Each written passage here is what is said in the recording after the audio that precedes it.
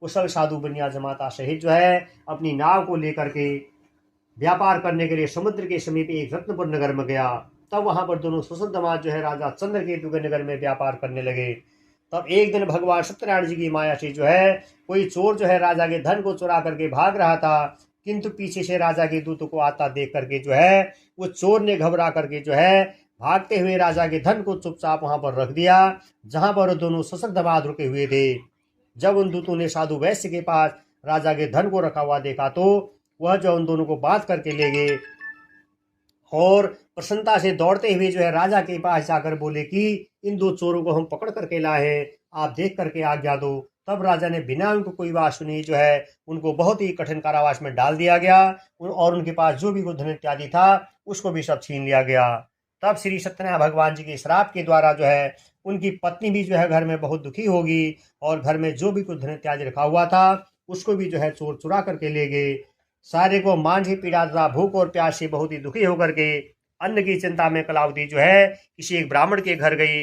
वहां उसने जो है श्री सत्यनारायण भगवान जी का व्रत कथा और पूजन होते हुए देखा। फिर उसने जो है सत्यनारायण भगवान की कथा सुनी और प्रसाद ग्रहण किया।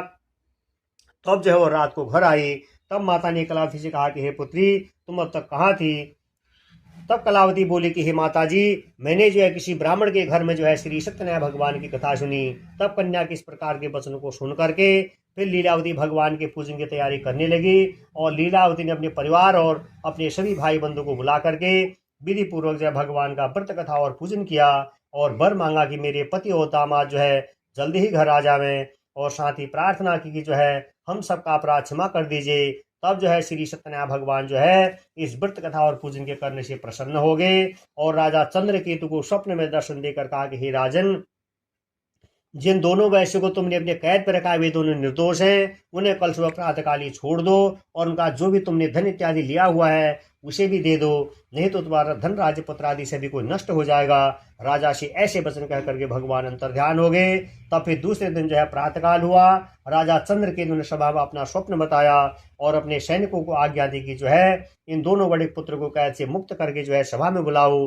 तब दोनों ने आकर के राजा को प्रणाम किया और राजा मीठे वचन से जो है अपनी गलती की उनसे क्षमा मांगने लगे और कहने लगे कि जो है भाग्यवश जो है आप लोगों को बहुत ही कठिन दुख प्राप्त हो गया है, अब तुमको कोई भय नहीं होगा, कोई कष्ट नहीं होगा। ऐसा कह करके राजा ने जो है उनको फिर नए नए वस्त्र आभूषण पहनाए और उनका जितना धन उनसे लिया हुआ था उससे 2 गुना धन देकर उन्हें आदर से विदा किया। तब दोनों वैश्य जो है प्रसन्नतापूर्वक अपने घर को गए। बोल सत्यनारायण भगवान की जय, बोल विष्णु भगवान की जय, श्रीमन नारायण नारायण।